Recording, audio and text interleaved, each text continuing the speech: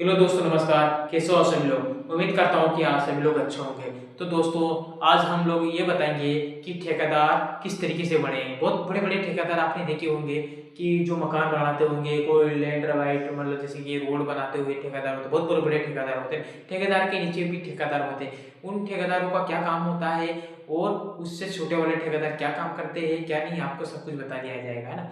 हमारा जो मकान का जैसे ठेका लेते हैं, बहुत सारे लोग बाग ठेका लेते हैं। वो साल कहते हैं मैंने ठेका लिया उससे ठेका लिया। तो ठेके भी दो प्रकार से लिए जाते हैं। एक तो डायरेक्ट मकान मालिक से ठेका लिया जाता है और दूसरा है जो लोग ठेकेदार होता है, जो बिल्डर होता है, उससे ठेका लिया जाता है ना दोस्तों। तो दो प्रकार से ठेका है, बोलो किस में आपको फायदा रहेगा और किस में या आपको नुकसान रहेगा। ठीक है, आपको डायरेक्ट बता दिया जाएगा। इस वीडियो को पूरा देखना। अगर वीडियो समझ में आई तो लाइक कमेंट जरूर करना दोस्तों। तो आपको फायदा क्या रहेगा अगर ठेकेदार से आप लेओगे ठेको तो आप क्या फायदा रहेगा। अगर मकान मालिक से डायरेक्ट आप मतलब मकान मालिक से अगर ठेका लोगे तो आपको कितना फायदा रहेगा, तो आपको सब कुछ वीडियो में बता दिया जाएगा। देख सकते हो दोस्तों। तो अगर आपने कोई ठेकेदार है, ठीक है, अगर ठेकेदार से आपने कोई ठेका लिया है तो ठेकेदार क्या बोलेगा कि वो क्या बड़ा ठेकेदार होता है तो आपको छोटा मान लो ना। आप छोटे ठेकेदार तो आपको बोलेगा भाई मेरा 40 बाई 20 का प्लॉट है, उसमें अंदर अंदर का प्लास्टर करना है। तो आप क्या रेट बताओगे, मतलब आप किस तरीके से बताना वो आपको डिटेल में बताना है ना। तो उसके बाद में आपने ये जो साइज बता दी उन्होंने, है ना, उसके बाद में आपको क्या करना है, उसको नाप लेना भाई। ये कमरे में हमारा इतना एरिया कवर हो रहा है, यानी कि ऐसे ऐसे लगने के बाद में हमारे इतनी एरिया में इतनी लेबर कॉस्ट बैठ रही हमारी एक कमरे की, प्लास्टर की बात कर रहा हूँ ना। उसके बाद में एक कमरे की निकाल दूसरे कमरे की, तो आपने आप निकाल दोगे उसको मल्टीप्लाई करके मान के चलो आपका 40,000 का पूरा अंदर अंदर का बिल बैठा। ठीक है, उसके बाद में आपको क्या करना है कि आपको आपको 10,000 रुपये या 15,000 रुपये एक्स्ट्रा पूछना उसकी, ठीक है। लेकिन वो देगा तो नहीं, लेकिन कंफर्म आपको इतने पैसे उनको बताना है, ठीक है।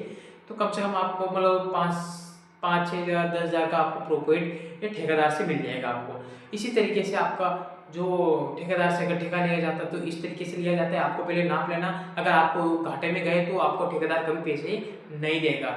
वो बोलेगा आपने काम नहीं किया, आपने ढीला काम किया, इस तरीके से नहीं, घाटा खा गया, मैं क्या करूँ, मेरे को भी अगली लेबर को संभालना होता है। इस तरीके से वो ठेकेदार बहाना मार के चल जाएगा। ठीक है, आपको पूरा प्रॉफिट, आपको काम भी बहुत जोर से करना पड़ेगा इसी तरीके से। तो आपको क्या करना है कि पहले काम नाप लेना भाई, इतना फिट बैठ रहा है। अगर समझ में आए तो देगा, नहीं समझ में आए तो कोई दिक्कत नहीं है। ठीक है दोस्तों, इस तरीके से आपको काम लेना है ठेकेदार से। अगर बिना नाप तोल से आप लोगे तो ठेकेदार को पता है भाई कि ये काम इतने में बैठा है तो इससे ज़्यादा काम नहीं दूंगा मैं। ठीक है, इस तरीके से वो नाप तोल के बैठता रहता है, ऐसे तो ये देते ही नहीं है ना। तो आपको अनुभव लगाना, पहले काम को नाप लेना, फिर बाद में कोई दिक्कत नहीं, फिर पूछ भी लेना भाई काम ये होगा और ये नहीं होगा। बहुत सारे ठेकेदार भी होते हैं, ऐसा लगा मैंने ये भी बोला था, ये भी बोला था, आपने ये छोड़ दिए। बहुत सारी कहानियाँ भी करनी पड़ती है। ये लाइन बहुत खराब है, लेकिन आपको इज्जत से अगर बहुत प्यारा से अगर आप काम करते हो तो आप इसमें करोड़पति भी क्या बने इसमें, इस काम में तो मुझे तो मुश्किल ही लग रहा है। इस काम में तो कोई आज तक कोई कर, बहुत सारे बनते तो बनते हैं, लेकिन इतना कोई ये नहीं बन। लेकिन हाँ, आप मतलब एक ठेकेदार बढ़िया ठेकेदार बन जाओगे, इतना तो गारंटी भी है ना।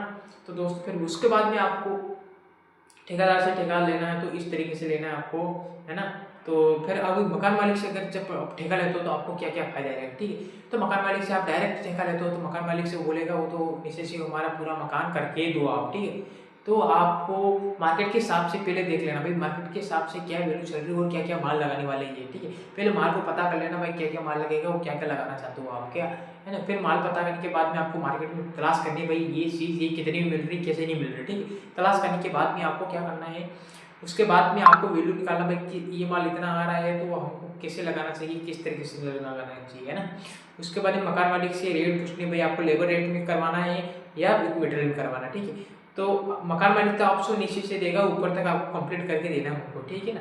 तो आपको एक मिनिमम, एक लेबर रेट की बात करूँ तो आपको कम से कम उनके हिसाब से 360 या 350 की आप लेबर कॉस्ट मांग सकते हो, है ना।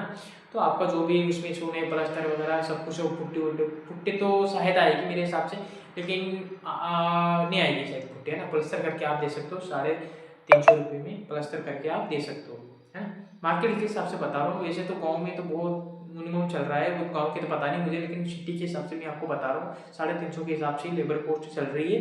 उसके हिसाब से आप मकान मालिक से काम ले सकते हो। अगर रही बात आपको मकान मालिक से जब काम लेते हो आपको क्या फायदा रहेगा बताओ।